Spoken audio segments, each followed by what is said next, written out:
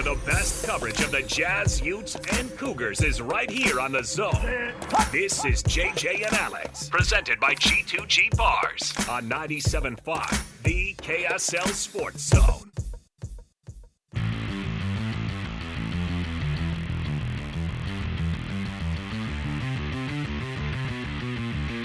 They're too good. In a lot of ways, we mirror each other. You know, they're 2 or 3 in offense in the country, and they're 12th in defense. There's just not a lot of holes in either team. That's UConn head coach Danny Hurley.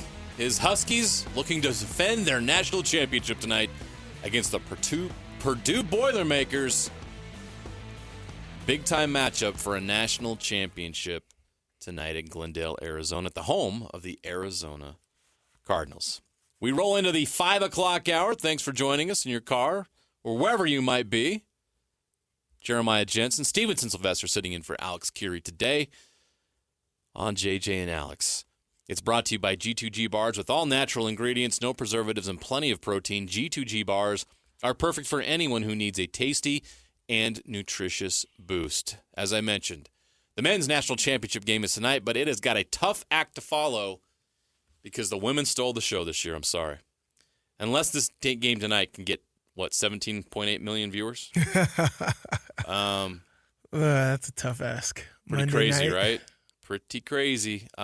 Game starts tonight, 9:20 Eastern. That's not going to help. 7:20 Mountain Time. And, does it ever start exactly with the time they throw out there? It does not. So, big game tonight. But it feels like we watched the big show yesterday, if I'm being honest with you, Sly, and the numbers prove that. What a night yesterday. It was incredible. I mean, they put on a show first, the build-up, the lead-up into that game. The hype. Right? It was massive. It was all on the news all week. From talking about the Final Four matchup with UConn, Iowa, North Carolina State, and South Carolina. The build-up to those games it was done great, marketable, right? You got to be marketable. It has to go hand in hand. And the women's game lived up to the hype. Electrifying first quarter. Yep. If you weren't off your seat in that first quarter, it was crazy. You're like, what is going on? This juggernaut in South Carolina, they can't do nothing. Caitlin can't miss. What's going on? And then South Carolina settled in and came back in the game. Storylines was great. Absolutely awesome. Don Staley in control of that team. Young freshman stepping up for a veteran team was great. Iowa just didn't have enough in the tank. They went through a gauntlet of a bracket. Yeah. They sure played epic teams.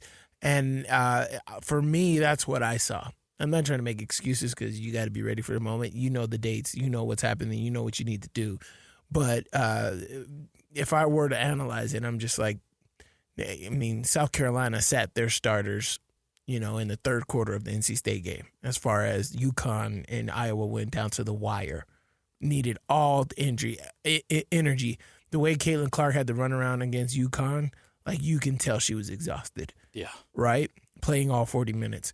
But, the national championship lived up to the hype. Women's did a tremendous job. And the men's, I thought the men's have done pretty well this year. Of course, we're saying the women's are just they're just a marketing phenomenon right now. Everybody's talking about them. They're just the new shiny toy right now, and it's absolutely awesome. And I'm loving it, and I'm hoping this trend keeps going with women basketball. The men are just on the other side of that. But there's good basketball being played over there as well. How do the men follow it up? That is our cut at 5 o'clock. It's time for the biggest story of the day. This is what made the cut with JJ and Alex on 97.5, the KSL Sports Zone. They understand what we're up against. They understand we haven't played anybody like UConn. They're not fools. We have cable where we're from. So, we're very familiar. I think that's the number one thing of, not fearing your opponent, but respecting your opponent. We have a lot of respect for UConn. That is Purdue head coach Matt Painter. And, yeah, he's no dummy, and neither is Purdue. They know what they're going up against tonight. It has been a juggernaut, and it's kind of an unlikely juggernaut, Sly, because we could sit there, and you could go out on the street right now and ask people to name a player on UConn. I bet you'd struggle to find people that even name one, and definitely not two. We can sit here and do that. Donovan Clingan, Stephon Castle, Crawford. I go on and on and on. But look, this UConn dynasty that's about to be born is built out of an incredibly gifted head coach who has brought in the right combination of players into his program. He has guys that have stayed in that program and have helped build that program. And even after last year losing guys, he's built it back up again to where this team looks like a juggernaut. And on paper, that's not the case. You don't look at it's not like we just talked about John Calipari leaving Kentucky and 36 first-round draft picks. Like those Kentucky teams, you looked at it like, whoa, we know who these guys are. Right, I mean, they were right. the 4 or 5-star McDonald's All-Americans, can't miss. They'd go straight to the NBA if they didn't have to play 1 year. The one-and-done era. Right. The one-and-done era is over, by the way. Right. Like there are players that are going to be one-and-done. But being a star one-and-done is really, really hard because thanks to NIL, players are staying longer, which is, I believe, going to be good for the game because we get this question often. Why did the women's game blow up? Why has it become so popular? I think one of the reasons, it's not the reason, but one of the reasons is you have players who stay 3 or 4 years. You get to know them. We got to know Caitlin Clark. She blew up on the scene last year, got her team all the way to the national championship game, came up short. We knew who Caitlin Clark was last year. It set the stage for this year, right, when not only did we know who she was, we couldn't wait to watch her every night because she knew how spectacular she was. Breaking records every You night. become familiar with these players. Right. It's so hard for a one-and-done playing a 3 or 4 month season to capture the hearts and minds of the public. Right. Not going to happen unless they do something crazy. DJ Burns, not a one-and-done, but my point being is like the DJ Burns thing with NC State was kind of a nice 8-9 game run. Right. It's over. Right. That's not sustained over a long period of time. He's done with college basketball now. The NC State run is over. Caitlin Clark's going on to the WNBA, and the women's college game continues to turn out talent with star power and flair and moxie. Right. Who are those stars now in men's college basketball? Does Zach Edey have State Farm commercials? No. Why not? Man. You know why he can't? Because he's from Canada. He has a visa. Oh, he can't get NIL either. So I do know. He about cannot these make money right these now. International players. Correct. In NIL. Yeah.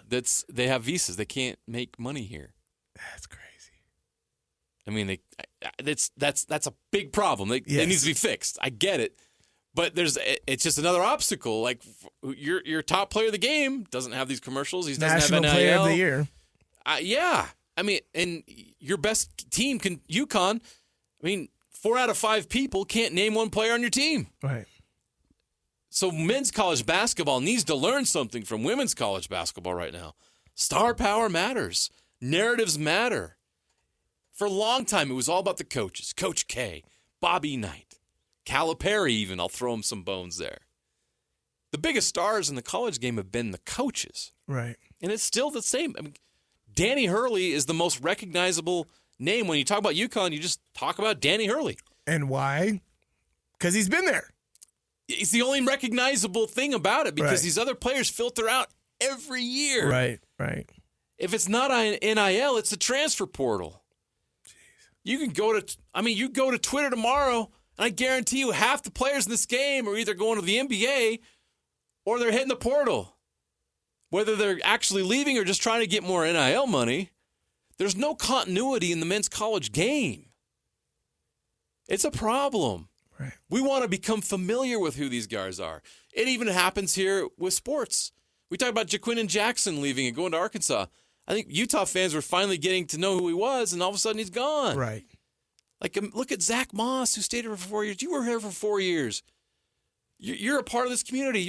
Everybody knows who you are. That's so true. They feel connected to you. Right. Even today, Zach Moss, and I give Zach Moss credit. He could have bounced. He could have left. He could have went to the NFL early. Zach Moss stayed. He still has a connection with this community. Mm-hmm. He's the all-time leading rusher in Utah history. He comes back here all the time. I see him at Jazz games. Like, there's a connection there. You can't have a connection in 4 or 5 months if you're going to bounce. I mean, like, so here's an example. And this is just how it is anymore. Just how it is. But at BYU football, Keaton Slovis comes in for how long? 1 year.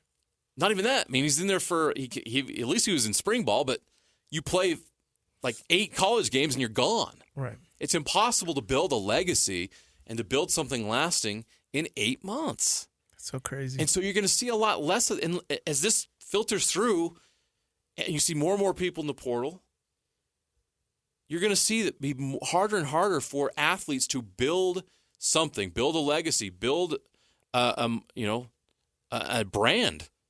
Because these guys, I mean, they're extremely talented. They should be able to do that. I love that NIL provides them the opportunity to do that. But you got to be around long enough to be able to. I mean, how would you feel if you're a company and you put NIL money on a player and he comes in for 3 or 4 months, he's hurt half the time, and he's gone? That was a waste of your investment. Right. That's a problem for the players. But anyway, back to college basketball, Sly. What are your thoughts on that? What does the college basketball game need to do to increase its popularity? Would a dynasty like UConn help that, or does it need star player like the women's game? I mean, I'm with you right now, and I think it's because basketball being the Olympic sport, a dominant Olympic sport, everybody plays basketball. Not everybody plays football. You're right. Right? And so these guys transferring to other places, you're not building those legacies. You're not building those brands to be able to say, like, hey, I can do XYZ for a company. A company, look, and this is the problem with this NIL stuff is I don't think these kids understand. They just think that I get, right? Yeah. This is what I get. I get it. No, you have to give something in order to receive something, right? They don't understand that concept. So again, your business scenario, how angry or upset are these businesses who are giving this NIL money and these people aren't fulfilling those contracts, right? Because they're gone in the transfer portal. I got to look out for myself. The problem with these young guys is they're not understanding their future. And this is my whole problem with NIL. I love that they're getting paid, right? I wish I could have got paid, right? I wish I could have done all this stuff. That's not the reason I hate this. I hate this stuff because these guys aren't thinking of the future, the brand aspect of the community that they're implanting or imprinting in. They don't understand the value in that, right? The value that I experienced from knowing you, from knowing KSL, from knowing you guys, Zip, from covering me back in college, because I stayed here for 4 years, right? If I had bounced, like I just think about it, Haley Van Lith, who's going to be her alumni? Is it going to be Louisville? Is it going to be LSU? Or is it going to be her new school? Keaton Slovis, is it USC? Is it Pittsburgh? Is it BYU? Nobody was able to build a relationship with him at BYU or Pittsburgh. I know nobody even remembers him at USC. So I'm just like, you're going to have nothing. You're not thinking about your future, right? You got to set yourself up for the future. And these kids are not thinking about it. And this is what I tell them all the time, short money. It is hard to live nowadays, right? It is hard, cost of living, everything matches up. You're taking short money and not investing in your future, knowing that that short money is going to wither away and it's not going to be there. I mean, now a household, to be comfortable, you need to have a household making what, over $150,000? It's getting that way. $170,000? It's getting that way. To be comfortable? Yeah. 100%. Say you got kids who's doing sports. Yeah. Yeah, exactly. Trust me, I know. There's a lot of money being forked out, but you're not investing in your future, which means you're traveling from school to school. What do you care about your education at that point? That, again, is not your future. Yeah. You're not investing in your future. That is my problem with the NIL, and you hit it right on the head with all of your examples. You're not building your brand. You're not doing these things. And for college basketball, being an Olympic sport, people are transferring all over the place, and they're easily replaceable, which means they're easily forgotten. Right. And that's why it's not very marketable. But Caitlin Clark, LSU with Angel Reese, she transferred in there, but she was just at Maryland and then transferred over there, but made a statement and stayed there, right? She's building that community over there. But there was just a lot of narratives within the women's basketball games that came to fruition. They did a good job of marketing themselves, but staying home and able for that marketing to actually build and come to fruition. Jaquindon Jackson, prime example, right? He was on everything. I mean, you saw him during the games. He was on all of those commercials and stuff they had. Utah was marketing the crap out of him. But he's been gone, 2-3 months now? Yeah. Already forgotten pretty much. What if he rushes for 300 yards total at Arkansas? Then what? then what? Right? What if it doesn't work out there? Your bid at Texas, your bid here at Utah. Yeah. Like you build a legacy. These kids don't understand that these days. They don't. And the other part of it is, unfortunately, a lot of kids have to play the game, just like the coaches are playing the game right now. John Calipari leaving Kentucky is playing the game. A lot of the stuff is about dealing with the game and what it is. So we actually get to a game tonight, and I think it is a good showcase for college basketball tonight because I believe you have the two best teams. Yes, and sure. And you talk about legacy. Zach Edey is building a legacy at Purdue. Yes, he did. Purdue has not been to a Final Four since 1980. They are one step away from winning a final, from winning it all. And Zach Edey is a good example of being at a place for more than 1 year, being at the top of the game, and building a legacy. It kind of reminds me of Andrew Bogut at Utah, like where he's at right now. 2-time player of the year. Bogut was a 1-time player of the year. Bogut wasn't here for 4 years, but he was at least here for 2 and left a legacy. Same with Alex Smith. Right. And this Zach Edey is the same for Purdue. But college basketball needs more of this, and tonight should be a showcase for men's college basketball. And I think it can be. And I think people like great storylines, but women's game has got them beat right now with storylines and star power and everything else. But maybe UConn becoming a dynasty and becoming a power and becoming that team that everybody wants to beat. That's a story. Right. That's entertainment. Can somebody beat UConn? Can somebody knock them off UConn? The perch? Yeah. These are things we want to watch. UConn would be the first back-to-back team to win it all since Billy Donovan's Florida teams 2006 and 2007. Before that, you'd have to go all the way back to Duke and Coach K in 1992. So UConn has a chance to do something tonight. It's pretty historic. Right. And it doesn't happen very often. And we should be able to recognize that greatness. But just how compelled are we to watch that greatness tonight? How into this is the public? Outside of us sports nerds. I'm going to watch because I'm basketball. I love basketball, and I'm going to watch the national championship game. But I don't know if you listening right now are itching to watch that game tonight. Right. I don't know. Is it tickling your fancy? Are you as excited about the game tonight as you were about the women's basketball game yesterday? Because I was excited. Chances are probably not. Are you excited about UConn Purdue tonight? I mean, I'm just like, whatever. I'm going to watch. Okay, you just answered my question. Whatever, I'm going to watch. But, one, the storyline's connection here to Utah, I saw what Zach Edey did to Utah State, and I'm just like, yo, beast. So I want to watch that. Can he do that against a dominant UConn team? Donovan Clingan is a lottery pick. But that's a storyline. He's going to be playing against him, right? Yeah. Can he unseat UConn?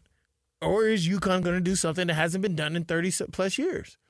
Right? That's a storyline that I'm looking forward to seeing within that. But that's only 2 or 3 storylines. I would argue that's not enough to capture the attention. No, not it's the way not the enough women. to get 17.3 million people to watch. Not the way the women have done it. And that's the dilemma that men's college basketball has right now. If you're watching what the women have done, you're like, why can't we do that? Right. Well, I pointed out some reasons why you got to address these things. As great as the transfer portal and NIL has been for different reasons, there's also another side to it that has made it very difficult for people to latch on and really capture their attention, because the second somebody's in a place, he's gone the next. Right. And it's more prominent in basketball when you only have 5 players on the floor than it is in football when you have a 100-man roster. Right. It'll be a good showcase tonight. I do believe we have the two best teams. 7:20. Jeremy, can you listen to that game right here?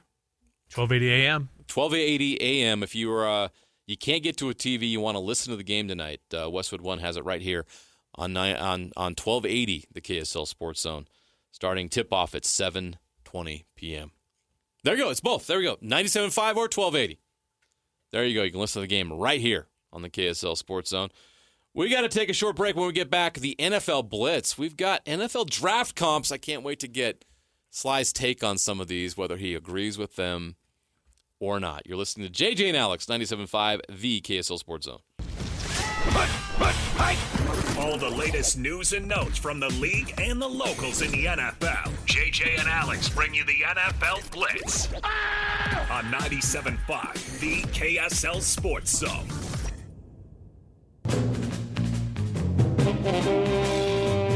Best sound ever. The soothing sounds of NFL films. I just think of Franco Harris. Immaculate Reception being played on Yes. this. Yes. Amazing. The soundtrack of my life. Deacon Jones. clotheslining somebody. Throwback. I love the Deacon Jones reference. That's old school NFL films right there. If you're a football savant, you gotta go old school. Charles Haley. All these guys just freaking monsters. Rest in peace, Deacon Jones and Franco Harris. They're all gone. Yeah. Time's flying, man. It's just nuts. The autumn wind. All right. We got to get to business here before we get to the NFL, though. We got something to give away. Well, at least we're going to qualify you to give you something. It is Masters Week, so be caller 12 right now at 801-575-ZONE. That's 801-575-9663.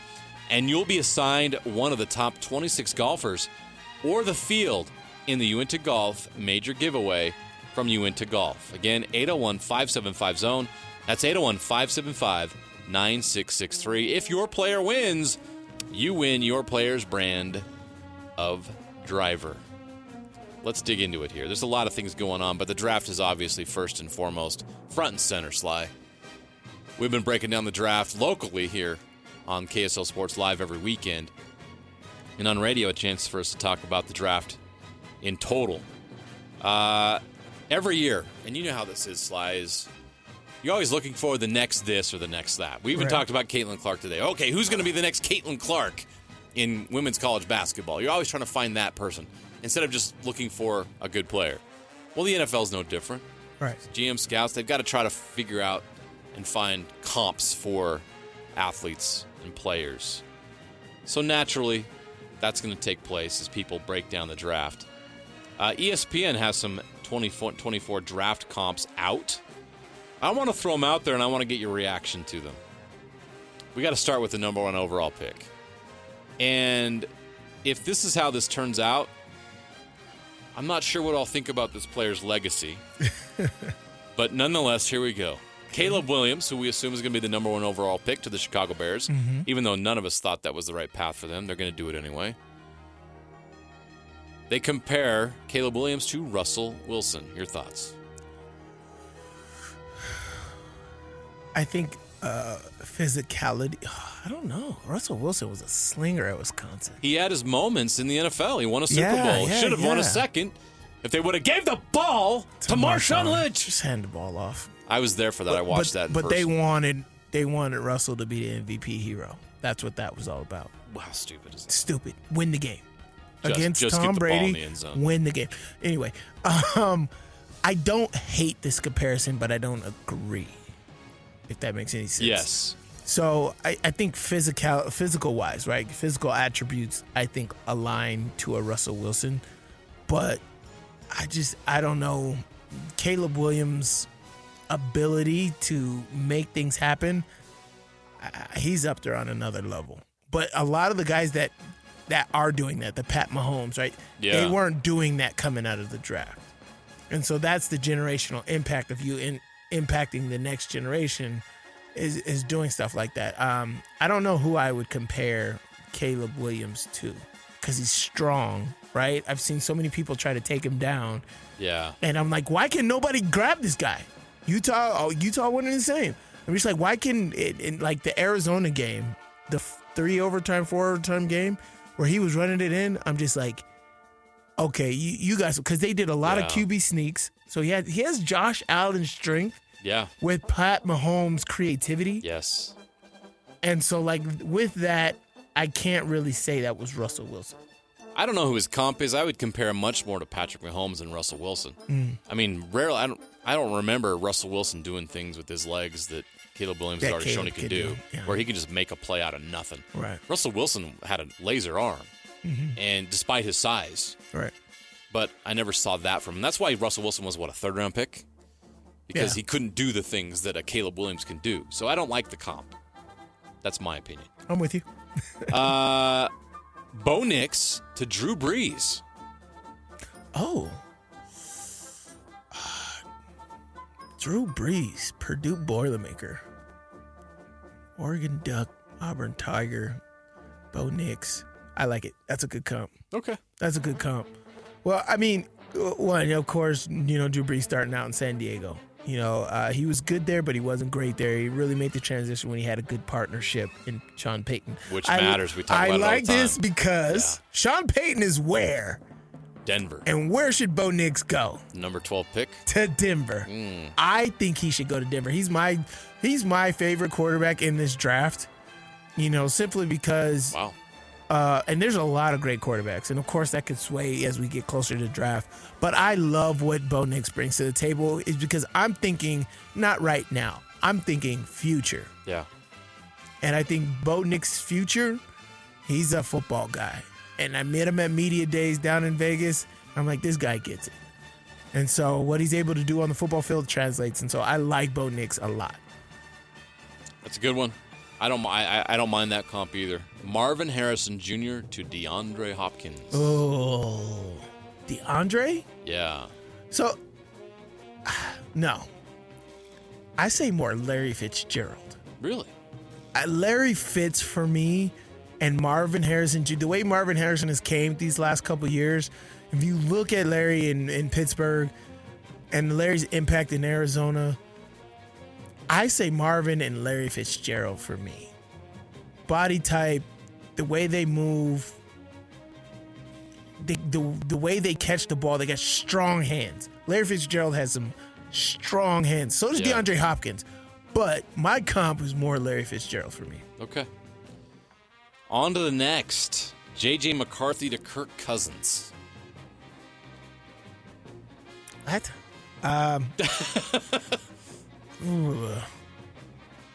Kirk Cousins came from what? Michigan State?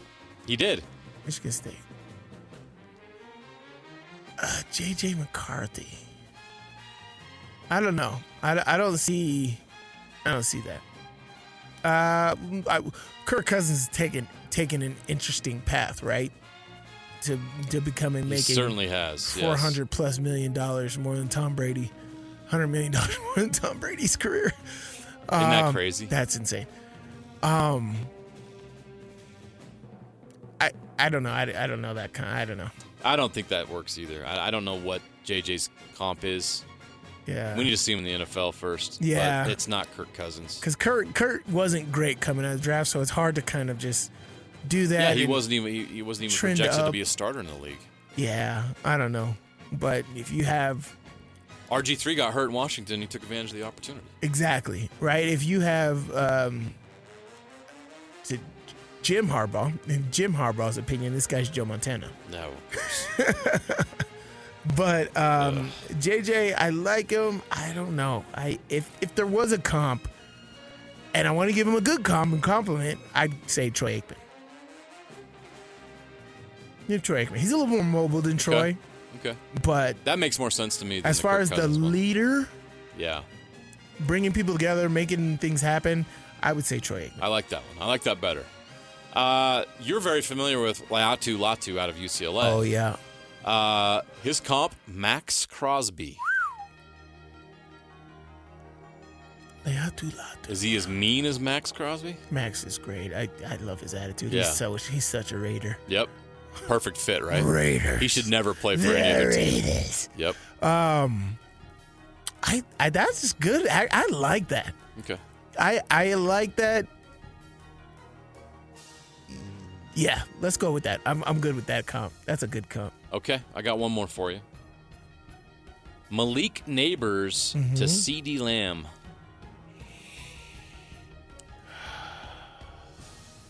That's not a bad comp. Is there somebody else that would be better comp than Malik? If Malik Neighbors is CeeDee Lamb, he needs to be going a lot higher than what he might go. It's all about need right now. Because I love Malik. I'd take Malik over Marvin. Yeah, I think Marvin's more hype. I think Malik's probably solid. more talented. Malik is solid. Yeah. So you pair him with a good QB, you're winning. I don't feel like he has the same amount of entitlement. Chicago might take him fair? at 9. Oh yeah. You're completely right. You're completely right, and that's probably. I get it. Marvin's the son of an NFL Hall of Famer, so pedigree. he has a different background. He grew up different. He has a different life, but it feels like that shouldn't be a thing right now though. As far as a GM, I wouldn't look at that. I'm looking at totality, somebody I can imprint on. Absolutely. Right now, character-wise, Chicago may take him at 9. Caleb Williams, Malik Neighbors at 9. Oh, my gosh. That would be awesome. Keenan Allen's and already you've got there. Keenan Allen there now. Now all of a sudden the Bears aren't a quarterback graveyard. Right. Place where quarterbacks go to die. That's a different deal. Even in the wind. Yes. I'm watching that. That's what the Texans did, right? That's exactly what they did. They did great. Their draft, this past draft. Oh, they nailed the draft. They got the killed best. it. They got the best offensive player in the draft and the best defensive player in the draft. And in the top 5. And a top 5 receiver in the draft with Tank Dell. Exactly. They killed it. But they didn't have to pick him in the top 5, did they? No. Pretty good draft. You're right. Yeah. Then that's how it shows you how quickly in the NFL you can turn around a franchise with the draft, which is why I don't understand teams like my Denver Broncos mortgaging your entire future for one dude that's washed and everybody knows he's washed. You didn't even make a phone call up to anybody in Seattle like, dude, does Russell Wilson have anything left in the tank? What's going on? No, we'll just you can have all our picks and then these players. The draft is so important. Kitchen sink. The draft is so important. The Texans proved it, and like you mentioned, the Bears have a chance to prove it this year. They are the team that could be the Texans of last year. They really could. If they hit on these picks. That's Especially really if they get that new stadium. Do you see the renderings of that new stadium they want to build? That is beautiful. It'll get done. They love the Bears in Chicago. Oh. Imagine if the Bears actually won consistently. The who? The Bears. Da Bears. The Bears. Da Bears. Good luck to the Bears in the NFL draft. Bring Caleb Williams to Chicago. Have they done an Give him SNL a skit on that yet? They need to. Oh, I can't wait. Bring those guys back. They can't bring Chris Farley back, though. Dang it. Oh, Chris Farley. Now I just got sad. I shouldn't be sad after the NFL blitz, but I am. Rest in peace, Chris Farley. We love him. 90s were a different time. Oh, they were. We love them. All right, that's your NFL blitz on this Monday. It'll be back tomorrow. We got to take a short break. Best and worst are next right here. We already gave away our stuff. We're ready to go, Jeremy. Let's go to a break. Wrapping up the hour with our picks for the best and worst moments on today's show. As JJ and Alex want to hear your best and worst of the day.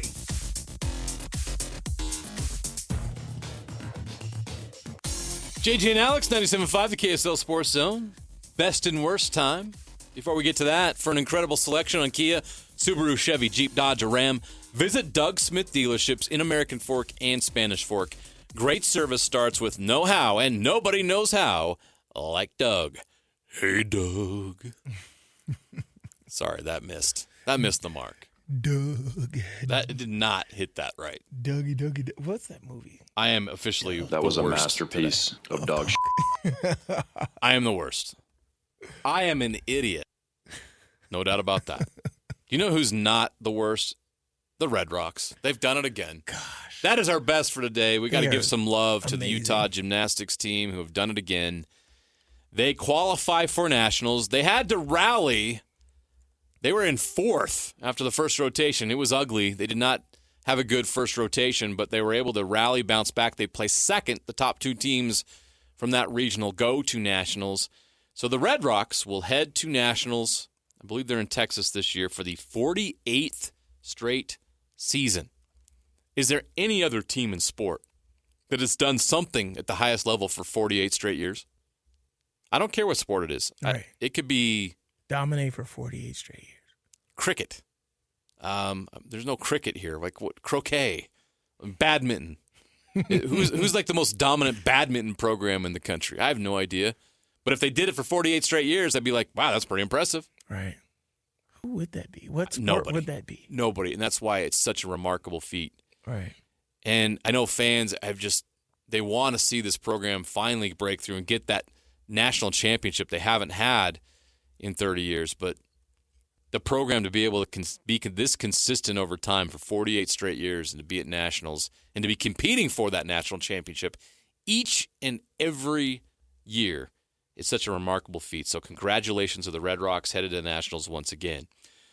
Our worst, Sly, I hate this. Like the NFL draft is this month. Oh, come on. Tavondre Sweat, Texas defensive lineman. Oh, yeah. Very talented player. I don't know where he's going to be picked. but he's going to drop. He's going to take a dip. And why is that? Well, he was arrested Sunday on suspicion of driving while intoxicated after a crash in Austin. So wasn't convicted? It wasn't. Not yet. The incident occurred at approximately 4:41 a.m. Bro. What are you doing? What are you doing? This young man is about to receive generational money in a draft. If he doesn't mess up, you know what's coming in 3 weeks. And as a football player, you have put yourself in this position and you've put the work in to earn a chance to be drafted really high.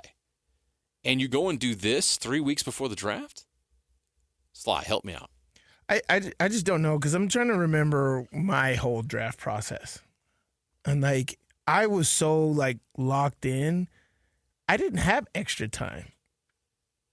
I think we had a friend's birthday that happened, and we went to Vegas for one night, but, I'm training. I wasn't, and so, even then, after they tell you everything with the NFL and how these GMs are analyzing everything, they're watching you. There's eyes everywhere, especially nowadays, right? Because everybody has a camera phone, everybody has social media. You don't even need people in the area like you used to, right? They're watching and analyzing everything you're doing, from drinking to how you go to support your family to they're watching everything.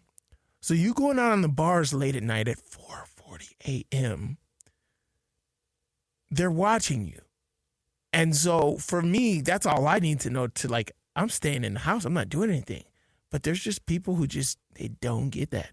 And this could be a big character thing as far as him dropping in the draft to being is this going to be a continuous problem in the future? A, I'm glad he didn't kill anybody. Right. B, I'm glad he didn't hurt anybody, including himself. And C, I hope he can learn from this and it never happens again. Yeah. And that he can continue to be an example later on as somebody who can say, don't do what I did. Don't make this dumb mistake that almost cost me everything. Yeah. I hope he learns from it. But we're seeing this all too often. We saw Rashee Rice. We don't know all the details about that incident, but we do know he was speeding in a car at 100 miles an hour and crashed it and walked away. What are you guys doing? You have everything in life. Why are you throwing it away over a thrill or some alcohol and you can't call an Uber or whatever it is? I don't know. This is stupid. I hope he gets his act together. This is really disappointing. I hate seeing this, but I hope he learns from it. I hope he comes better from it. He'll still get a shot in the NFL, but it's not going to be as good as a shot he would have got otherwise. Right. Tough way to wrap up this segment here, but that's why we call it the best and worst, and let's hope he gets things in order. JJ and Alex will continue right after this, 97.5 the KSL Sports Zone.